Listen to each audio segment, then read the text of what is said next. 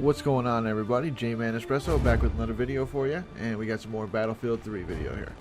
I just want to say real quick, my bad, I couldn't get videos up the last 2 days. We had a pretty big winter storm here, which it's not even winter yet, but we had a nor'easter. Little flaky with the power and whatnot, so couldn't really, we had power and we lost power, had power, lost power, so I really couldn't try and record anything. But power's back, we're all good, so back to the videos. So we got some Rush gameplay here.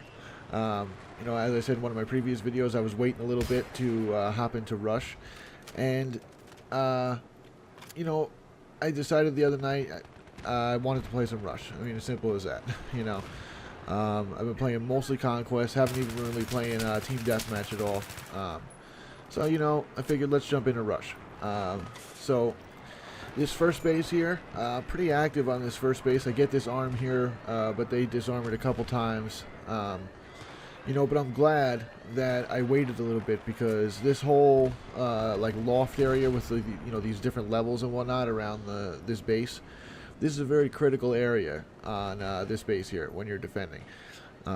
If you can get a couple guys up on these different levels, then you have a very good chance of gaining forward map control and holding forward map control, because they spawn behind the bases, as anytime you would spawn behind the bases, and you have higher ground on them trying to advance on the bases.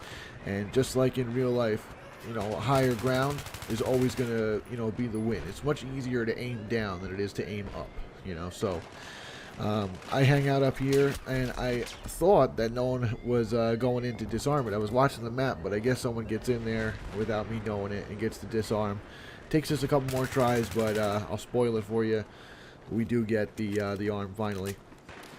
And my teammate over here has a great spawn point. I spawned on him a couple times. He's got a good view of the bases where they're coming in, and he's making sure that they can't move up any vehicles. And he's doing a good job there. That's a great spot. I'm able to spawn right in, head right back over. I take a number of deaths coming in here to try and get the arm, but at the end of the day, that's the way it goes. I mean, you're going to end up getting a couple deaths playing Rush. So far on this map, I'd have to say that I really like this first base. I think it's set up really well where they put the two bases, or the two Mcoms. They're both in really different spots. I mean, this one here, there's a lot of cover. It's very close quarters, different levels, real tricky to get in there. And the other one over on the other side is kind of more open. It's just by that I don't know what it is, like an oil tower or something, but it's much more open. And just on this one base, you have a totally different dynamic attacking the two Mcoms. So as you can see here, I'm back up on this level. I kind of stay mostly on this first level here. I do head up onto the second level. I believe you'll see me head up there in a minute. And really, I think when you're defending the arm here, or trying to move these guys back, like I said, if you can get higher ground on the other team, it's much easier to aim down at them than it is for them to aim up at you. So anytime you can get higher ground on the enemy, you're going to have an advantage. So I try to head back and I was going to try to get up on that those pipes, but you can't get back there, so I just hang back here for a little bit. I believe I take out a couple guys coming in here, and then we got to move in to get the arm. No one's really getting in there, because we still got a number of guys holding them back. They're hiding down right by the base. So I believe I jumped down here. I don't know if I left it in. I did, as you'll notice, I did shorten it up a little bit. There's a couple of lulls in action where I just saw no point to leaving it in there. But I believe I jumped down. And what do we got going on here? Yeah, we're armed now, so I'm just going to hang out in here and do my best to keep these guys out of here. And, just get some bodies in there and make it harder for them to come in. Here, I forgot to reload 2 bullets instantly, and then this guy comes out from the side. I don't even see him. But then we get the arm, we get the what do you call it, the win on that one, and then we're gonna start moving up to the next base here. So that was a pretty successful first base there. I was happy with the way that went, and I think that a lot of my ability to hold them back up on those different levels there was because I was familiar with where those stairs went, what those different levels had access to, and that's part of my reason for not moving into it right away. Now these next two bases here, I'm not as active in getting the arm and defending them, except for this guy right here. Nobody comes in to get this, but I end up getting a nice little corner spot here, and I got a perfect line right at the base here, and I just hang out here and just make sure nobody comes in. And also, you'll see me in a minute, I click off my laser sight, and that's a tip I want to give you guys.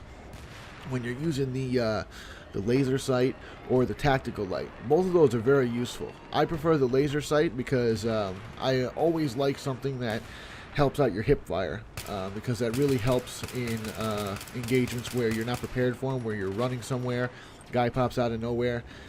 If you don't have to take that extra half second to aim and you can start firing right away and have a little more accuracy than he does, that's always a good thing. Always been a fan of like steady aim and Call of Duty, you know, and now the laser sight gives you that little bit more accuracy on hip fire. I like that. But the tactical light is very useful too. But here's the problem. I see a lot of people using the tac light and they just leave it on constantly. There's no reason to leave that on constantly. All it does two things when you leave it on all the time, especially the tac light.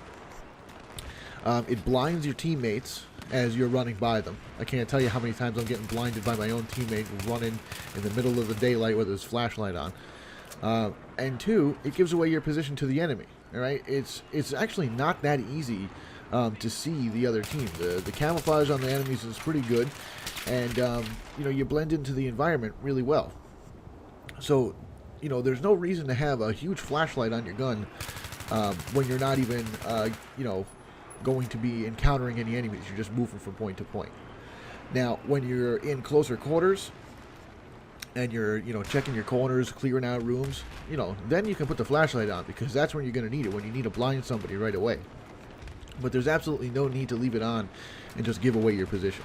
The laser sight, not as much. It's not as bright and in your face, but you know, same thing. Click it on and off. There's no reason to leave it on all the time.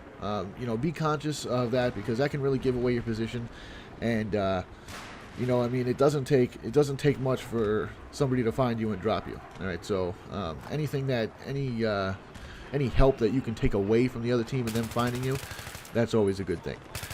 So the other thing I want to talk about here is I think I can finally say, well, not finally, but I think I can say now that I have my favorite map, at least so far. And I would definitely say that so far, Operation Firestorm, this is definitely my favorite map.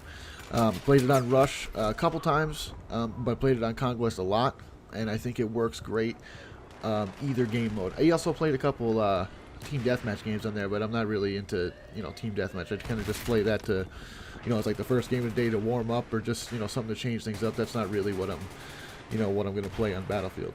But I think Operation Firestorm is a solid map. I mean, it's big, it's great for Conquest, it's great for vehicles, it's great for infantry on Conquest, and on Rush, you know, they have it set up in such a way that they can have the bases, you know, spread apart, and you can use a lot of the map, but also have a lot of good close quarter fighting, which we all, you know, that's what we like for Rush. You know, good high action, close quarters, always things going on. So now, as far as the other map goes, I'm not going to get into a lot of detail on all the other maps right now. We'll do that in another video. I don't think all the maps should be Rush maps and all the maps should be Conquest maps. I think some of the maps really suffer as a Conquest or as a Rush map, depending on which one. But I think this map here in particular, Operation Firestorm rather. I think this map is well-rounded enough and set up in such a way that it works very well for Rush. You know, it's not too spread out. There's not any, you know, like the problem with some of the other maps is there's these choke points that you just can't get around. Choke points are fine. You want choke points in a map, but you don't want choke points to be your only way to move around the map. You know, favorite map so far, definitely be Operation Firestorm, regardless of the game mode. Pretty successful game of Rush here. We do get the win. I end up pretty high up on the scoreboard. I wish I was a little more active on these end bases here, but the team moves up faster than I can really catch up, and they end up getting the arm before I can even get in there.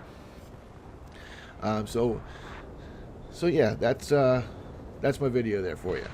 Nice solid game of Rush on Firestorm, and so far this is definitely my favorite map. So let me know down in the comments, what's your favorite guys map? Do you have a favorite map for Conquest and then a different one for Rush, or maybe for Team Deathmatch, or maybe you have a favorite map across the board? Let me know down in the comments. Let me know what you think. Till next time, everybody, take care. I'll see you later.